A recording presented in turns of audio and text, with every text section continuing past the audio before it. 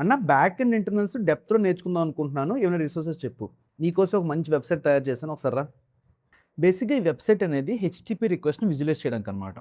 For example ఇక్కడ మీరు observe చేస్తే ఒక క్లయింట్ మెషిన్ ఉంది. ఒక స్ప్రింగ్ బూట్ లాంటి ఒక సర్వర్ మెషిన్ ఉందనమాట. ఇప్పుడు క్లయింట్ అనేది సర్వర్‌కి ఒక కాల్ చేయగానే అసలు ఆ బైట్స్ అనేవి డిఫరెంట్ హార్డ్‌వేర్ కాంపోనెంట్స్ త్రూ ఎలా ట్రావెల్ చేయొచ్చు అని చెప్పేసని మనం విజువలైజ్ చేయొచ్చనమాట. సో, ఫస్ట్ ఇక్కడ క్లయింట్ మెషిన్ చూడండి. దీంట్లో ఈ క్రోమ్ ఉంది కదా! ఈ క్రోమ్‌లో మీరేమో యూజర్ నేమ్, పాస్వర్డ్ ఎంటర్ చేసి సబ్మిట్ కొట్టారు. కొట్టగానే మీ రిక్వెస్ట్ అనేది ఫస్ట్ ఒక బైట్స్‌లో కన్వర్ట్ అవుతది. ఆ బైట్స్‌ని మనం ఫస్ట్ అవుట్‌పుట్ బఫర్‌లో పెట్టుకుంటాం. పెట్టుకున్న తర్వాత ఆ బైట్స్ అనేవి సాకెట్ బఫర్‌లోకెళ్తది. దాని తర్వాత టీసీపీ ఐపీ స్టాక్ యూజ్ చేసుకొని ఆ బైట్స్‌ని మనం ఇంటర్నెట్‌లో పంపిస్తాం. దాని తర్వాత ఆ బైట్స్ అనేవి మీ సర్వర్ మెషిన్‌కి రీచ్ అవుతాయి.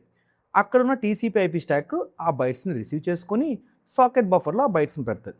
దాని తర్వాత ఇక్కడ అప్లికేషన్ లేయర్‌లోని మన Spring Boot Tomcat server run అవుద్దనమాట.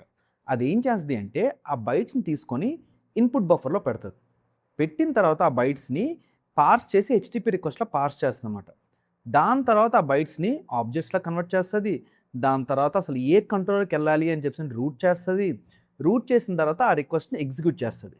Execute చేసిన తర్వాత మనకు రెస్పాన్స్ వస్తది కదా! ఆ రెస్పాన్స్ మనం సీరియలైజ్ చేస్తాం. సీరియలైజ్ చేసిన తర్వాత ఆ బైట్స్‌ని మళ్ళీ మనం అవుట్‌పుట్ బఫర్‌లో పెట్టుకుంటాం. పెట్టుకున్న తర్వాత అవుట్‌పుట్ బఫర్ నుంచి ఆ బైట్స్ అనేవి సాకెట్ బఫర్‌లోకి మూవ్ అవుతాయి. సాకెట్ బఫర్ నుంచి టీసీవైపీ స్టాక్‌కొస్తది. దాని తర్వాత ఆ బైట్స్‌ని మనం ఇంటర్నెట్‌లోకి మళ్ళీ రిసీవ్ చేస్తాం అన్నమాట.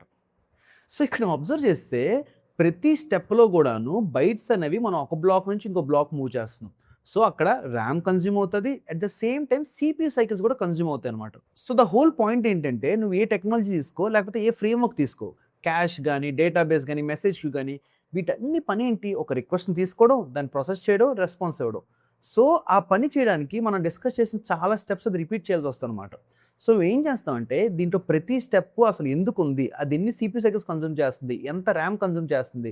దాన్ని ఎలా ఆప్టిమైజ్ చేయొచ్చు? అనే థింగ్స్‌ని ఒకసారి ఆలోచిస్తే నీకు బ్యాక్ ఎండ్ మొత్తం కొంచెం ఈజీగా కనిపిస్తదనమాట.